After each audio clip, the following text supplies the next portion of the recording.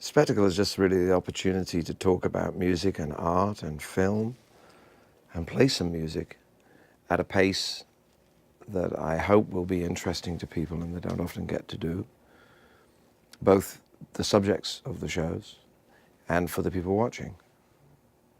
I don't think many shows allow people to answer the question, and they're quite often, even when all of the people on the set are very intelligent, they're quite often speaking as if they're not. And that's not to say that we have to display intellect in everything. There's plenty of frivolity and humor in the answers, and even in some of the presentation. But I think it would be really a missed opportunity not to settle down after a while and ask the people that we have up on the stage some questions that I hope may reveal something about them that hasn't been revealed by perhaps a more conventional line of questioning. My thinking really was simply this, that many of the people that we're speaking to have told the story of their life or career numerous times, and inevitably you get practiced at doing that. If you ask somebody about something that they're passionate and love, whether it be music or art or film or tap dancing, they might say something very entertaining about it because it's something they genuinely love, and inevitably they'll tell you a little bit about themselves in the process. It's very simple. It's not really a very complicated formula. The fact that we have already had some chance moments of musical surprise is a bonus. I mean, we try to frame the interviews with a song that I perform. In the case of a songwriter, I'll take a song or two of the guest, try and do a good interpretation of one of their songs, maybe a little bit differently than they did it.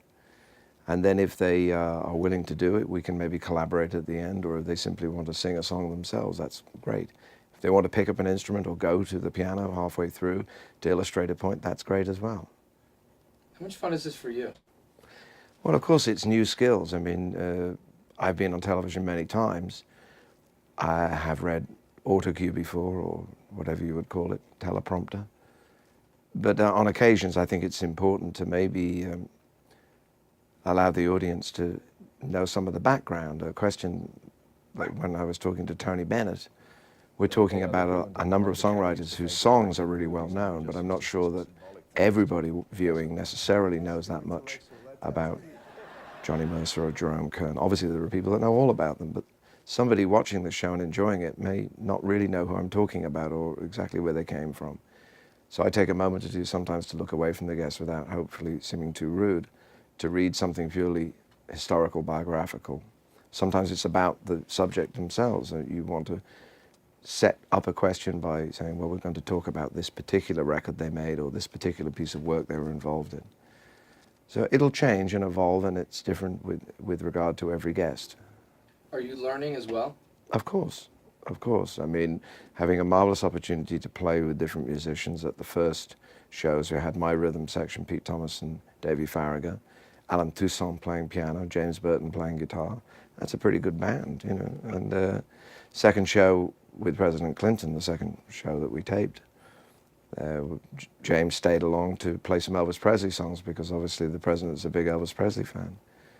Now, we had proposed a finale of Hank Jones and Charlie Hayden for that show to play Abide With Me, and sometimes I feel like a motherless child from a beautiful collection of spirituals, gospel songs and hymns that Charlie and Hank recorded. Unfortunately, there was a family crisis which prevented Hank from appearing. I called Charlie Hayden the night before the show, and this is a man I'd only met once before, and we spoke on the phone when I asked him to be involved in Spectacle. And he told me that he had grown up playing what you might call hillbilly music. His parents played in the Missouri equivalent of the opera.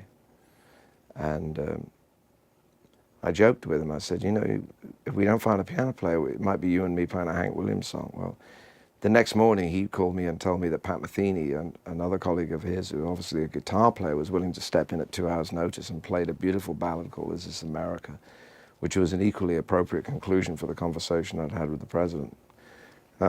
Even saying that sentence sounds extraordinary to me now. One, conversation with the president. Two, Pat Metheny at 2 hours' notice. came in and played the song. And then just to say thank you to the audience, really, for staying through all of these changes that inevitably come with the filming of a television show, we played a Hank Williams song. And Pat said, well, we should have James Burton, who had played in the first number, come up.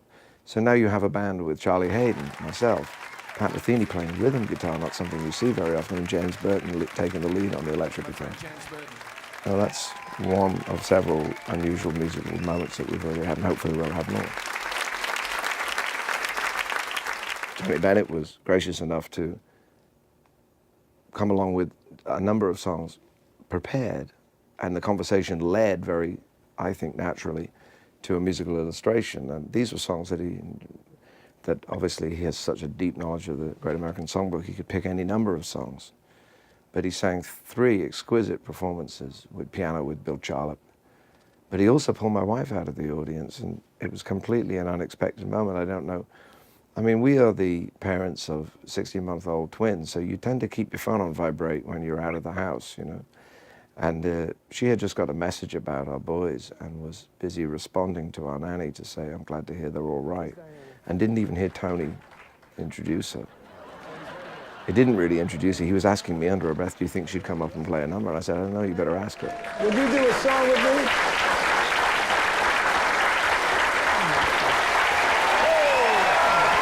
Are you saying hello to me, or is this something else? Could we do that? Could No.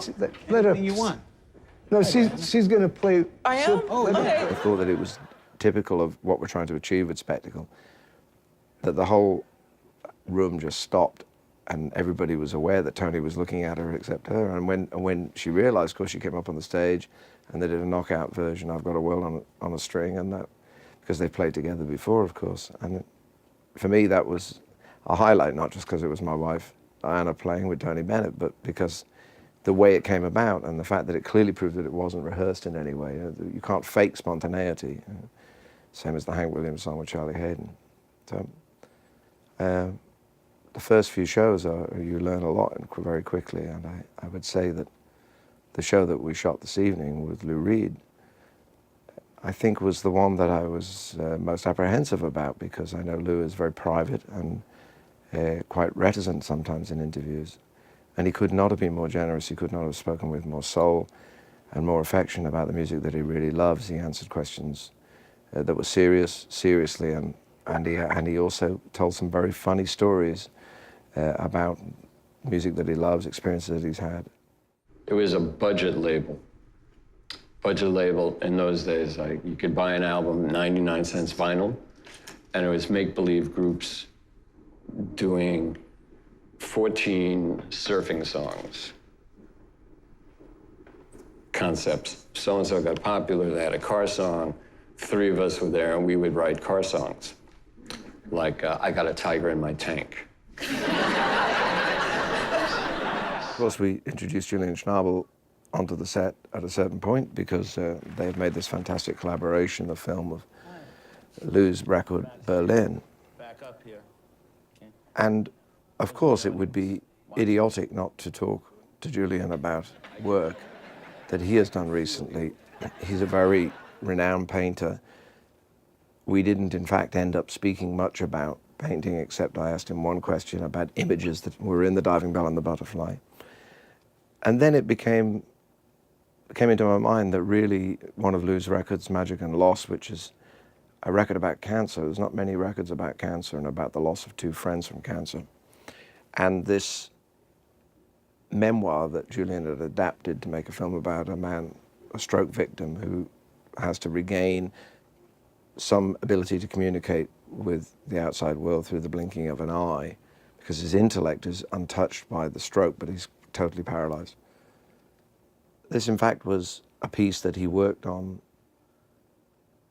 after his father's death, and in some way, I think the catastrophic nature of the story helped him perhaps deal with it in some way, to create something. And when he started to speak of it, it was a very moving moment. It would be in any circumstances. What's unusual is the television cameras running, and I hope that both Lou and Julian will be comfortable with what it revealed and what I think it revealed. You don't want to place too much importance on something that you've just done, but I feel after the first few shows that I'm hoping that we can continue to have moments of great joy and celebration and passion about music, and some moments of emotion like that, and frame them with music. And then Lou and I went on to play 2 songs of his, very contrasting Perfect Day, which I'm glad to say, if not perfect, was certainly was appropriately celebratory song, and then Set the Twilight Reeling, which is, I think, was a good song also to sing. It's about acceptance of some things about yourself that perhaps in times gone past it wouldn't have been so easy to reach. Last question. How important is it to have these artists that a lot of people might not know, and to give them a platform to do their thing, to draw attention to, hey, there's amazing artists out there that you might not know that have influenced all your favorites, kind of in a way. You know, just about that unsung hero type flair, you know? How important is it for you to have them? Well, I don't regard any of the people that we've spoken to on Spectacle as unknown. We may speak to some people who are less well known. Clearly, President Clinton has a level of recognition among the general public that is probably greater than Lou Reed. But among the people who hold Lou's work close to their heart, and particularly among the people who've been influenced by it, he's of major importance. He's a consequential songwriter and artist, and likewise Julian Schnabel. And at different times, their work will reach out to a broader public, and they might only be known by one song. Perhaps a show like this will make people curious to look a little further into their repertoire and to go to an art show or check out one of Lou's records. But I don't really think that it's... I meant like Pat and Charlie and those guys, and like James Burton, and like guys that you... Well, I suppose that some of the musicians who are playing are I mean, James Burton was on television. People of a certain age in America would remember James Burton as being on television every week on the Ricky Nelson show. And Ricky Nelson was a rock and roll singer from the late 50s, early 60s, had a kind of sitcom that with his family, the Ozzie and Harriet show. And Ricky Nelson was the sort of pin-up boy of his day. I suppose he's the only equivalent to modern day would be a Justin Timberlake or something like that. Well, James was in his band and they played music in the show. So, you know, that's pretty famous to be on TV every week. He played with Elvis Presley. You don't get much more famous than playing with Elvis Presley. So, I mean, the fact that people don't instantly recognize his name or face, they know his work. He played with Graham Parsons, which to a huge amount of people, including myself, that's a very significant collaboration. Alan Toussaint, who was playing piano on the Elton John show, of course I worked with, has written so many songs that everybody knows, but not, as is often the case with songwriters, even Jerome Kern, people know the songs before they know the songwriter. Charlie Hayden, you know, having, as I say, begun in playing in his parents' country band, has played with so many people, and he himself is a very, very formidable instrumentalist, composer. I mean, he links together so many different schools of music. So if seeing them for a moment on a television show makes people curious to go and look a little bit deeper into what they've achieved, I think that'll be great.